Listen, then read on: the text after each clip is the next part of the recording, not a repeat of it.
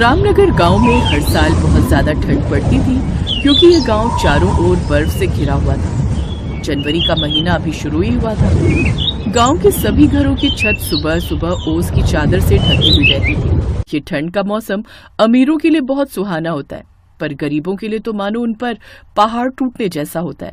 ये क्या अनपढ़ गवार, ये आटे वाले हाथ क्यों लगा दिए मेरे ऑफिस वाले बैग पर? जी वो रसोई में बर्तन धो रही थी, आपने जल्दी में बुलाया तो पानी वाले हाथ लग गए इस फाइल पर। अरे तो गवार हाथ पहुँच लेती, इस गवार में भी जरा सी अक्ल नहीं है। राजीव गुस्से में ऑफिस चला गया। शिखा उदास होकर घर के कामकाज में लग गई, लेकिन अंदर ही अंदर उसको राजीव की वो बात खाए जा रही थी। लेकिन ये तो उसका रोज का था, वो हर रोज उसे ऐसे ही सुनाता। अब मेरे माँ बाप गरीब थे, वो मुझे पढ़ा नहीं पाए, इसमें मेरी क्या गलती?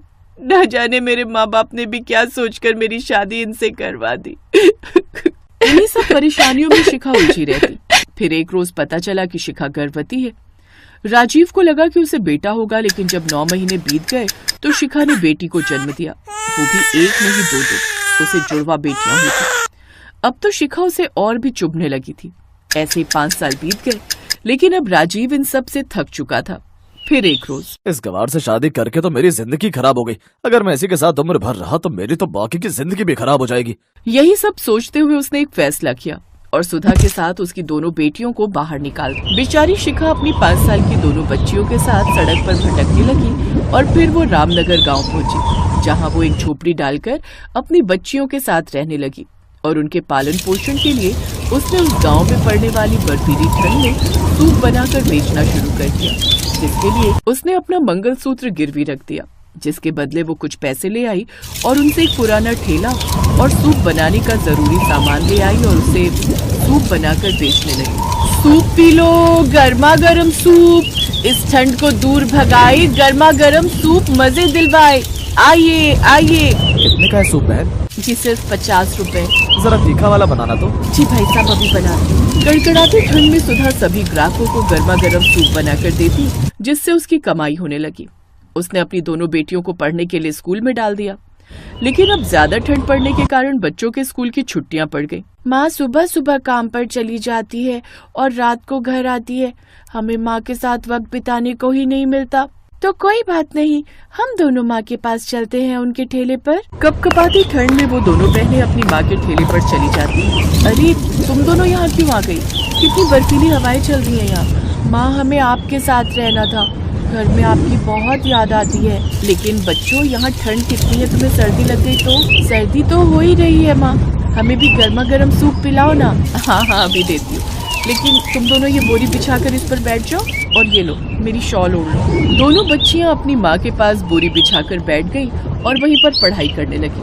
अनपढ़ होने के कारण ठुकराए जाने पर अब सुधा को पढ़ाई की अहमियत समझ आ गई थी और वो नहीं चाहती थी कि जो उसके साथ हुआ वही आगे चलकर उसकी बच्चियों के साथ भी। मैं तो अनपढ़ रह गई, लेकिन अपनी बेटियों को खूब पढ़ाऊंगी, भले ही उसके लिए मुझे इस कड़कड़ाती ठंड में भी काम क्यों न करना पड़े। एक रोज ऐसी बर्फबारी हो रही थी। ओह, आज तो ठंड के मारे जान ही निकली जा रही है। आज तो काम पर जाने का मन ही नहीं कर रहा। तभी पड़ोस की कमला काकी वहाँ आती है। अगर आज तबीयत ठीक नहीं है तो रहने दे सुधा। काकी तुम? अरे काकी, अगर काम पर नहीं जाऊंगी तो अपनी दोनों बच्चियों का पढ़ाई का खर्च कैसे उठाऊंगी?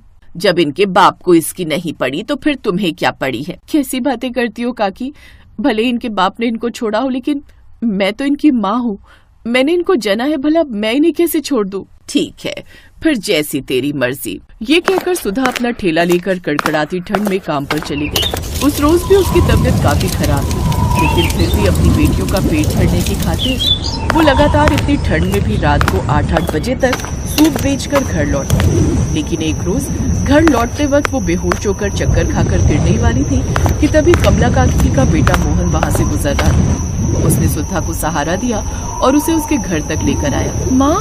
माँ को। तभी कमला काकी भी वहाँ आ गई। मोहन ने सुधा के हाथ पांव रगड़े, जिससे उसके शरीर में थोड़ी गर्माहट आई और वो होश में आ गई। भगवान का लाख लाख शुक्र है, तुम बिल्कुल ठीक हो, मैं तो डर ही गया था। कमला काकी मोहन के चेहरे की वो घबराहट देखते ही समझ गई कि मोहन मन ही मन सुधा को पसंद करता है। दरअसल शादी के कुछ दिन बाद ही मोहन की पत्नी गर्भवती हो गई, लेकिन डिलीवरी के दौरान कुछ कॉम्प्लिकेशन होने के कारण माँ और बच्चे दोनों की ही मौत हो गई थी। तब से मोहन हमेशा उदास ही रहता। लेकिन सुधा की अच्छाई उसको भा गई और दिल ही दिल वो सुधा को पसंद करने लगा था। और ये बात कमला काकी भी अब समझ गई थी। देख सुधा, मैंने मोहन के चेहरे पर तेरे लिए वो फिक्र देखी है। वो तेरा सच्चा हमसफर बन सकता है। मेरे मोहन में कोई बुराई नहीं है। वो तो बस उसकी किस्मत ही खोटी निकली जो बच्चा और बीवी दोनों एक साथ इस दुनिया से चले गए। तुझे भी अब अपने आगे की जिंदगी के बारे में सोचना चाहिए। कब तक यूं अकेले सारी जिंदगी काटेगी और फिर इन बच्चियों को भी बाप का प्यार मिल जाएगा। मोहन के साथ कितनी घुल मिल भी गई हैं। मैं बस ये चाहती हूँ कि तू खुश रहे। बाकी जो तुझे ठीक लगे वो कर। माँ, मोहन चाचा बहुत अच्छे हैं, कर लीजिए ना उनसे शादी।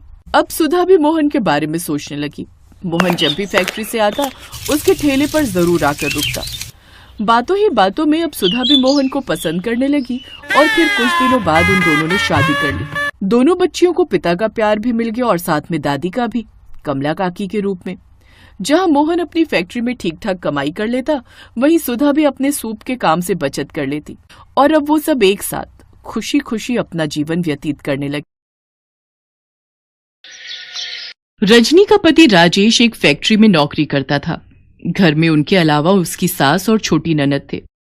रजनी, मेरा रोटी का डिब्बा दे दो, मुझे आज फैक्ट्री जल्दी पहुंचना है। आज मालिक ने बड़ी नई मशीनें मंगवाई हैं, तो सबको जल्दी आने के लिए कहा है। राजेश बेटा, सुमन के लिए पंडित जी एक रिश्ता बता गए थे। मैं सोच रही हूँ बात कर लेते हैं। ठीक है माँ, इस सोमवार मेरी छुट्टी है, लड़के वालों को घर बुला लेंगे। क्यों रजनी, तुम बताओ। हाँ, ठीक रहेगा।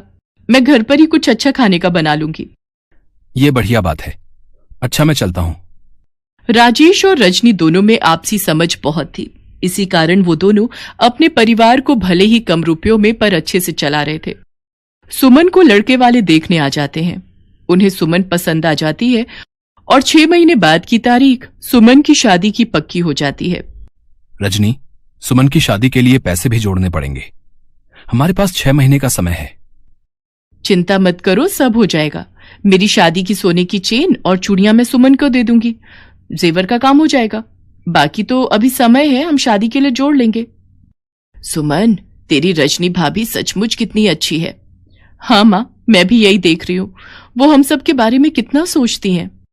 सब कुछ ठीक चल रहा था, पर कहते हैं ना, खुशियां और परेशानियां दोनों बिना दस्तक दिए आती हैं। एक दिन फैक्ट्री में मशीन पर कपड़ा काटते हुए राजेश का हाथ उसमें आ जाता है। राजेश बुरी तरह जख्मी हो जाता है। देखो रजनी, मैंने राजेश के हाथ के लिए अपनी तरफ से जो भी पैसे देने थे वो दे दिए हैं। बाकी इसका इलाज तुम खुद करवाओ। गलती ये मजदूर खुद करते हैं और भरना हम मालिकों को पड़ता है। पर मालिक, डॉक्टर अभी 2 लाख रुपए और मांग रहे हैं। अरे कितना दूं?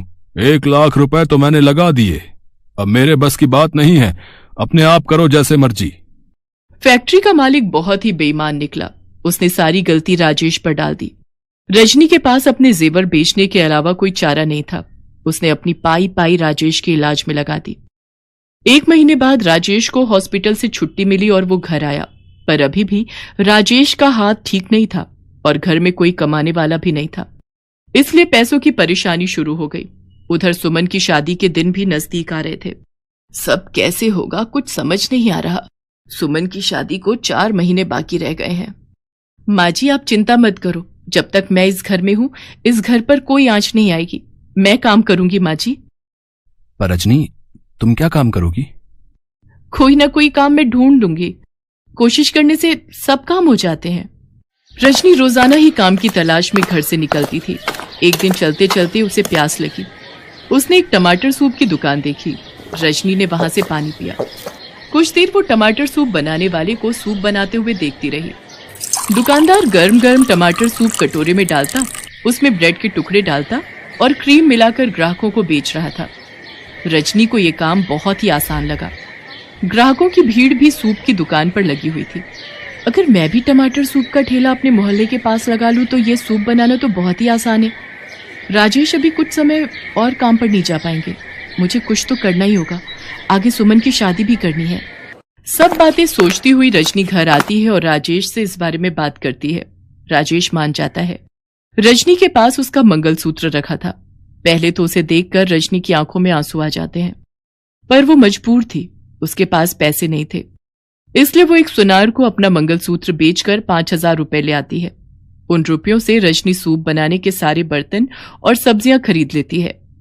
राजेश एक व्यक्ति को जानता था जो ठेले किराए पर देता था। अब रजनी को बस सूप बनाना शुरू करना था। रजनी सारी तैयारी के साथ भगवान को याद करके अपना टमाटर सूप का ठेला मोहल्ले में लगा लेती है। धीरे धीरे ग्राहक रजनी के ठेले पर टमाटर सूप पीने आने लगे। शुरू शुरू में उसकी कमाई थोड़ी होती थी, पर जैसे जैसे रजनी ने टमाटर सूप और स्वादिष्ट बनाना शुरू किया तो ग्राहक बढ़ने लगे। रजनी बहू, अगले महीने सुमन की शादी है। मैं सोच रही थी कि कुछ खरीदारी शुरू कर देते। माँ जी, आप चिंता मत करो, मैंने 5 लाख रुपए की एक कमेटी डाल दी थी। इस महीने मैं वो कमेटी उठा लूंगी, फिर हम आराम से सुमन के लिए जेवर और कपड़े खरीद सकते हैं। बाकी रोजाना की कमाई से भी कुछ न कुछ बचत हो ही जाएगी।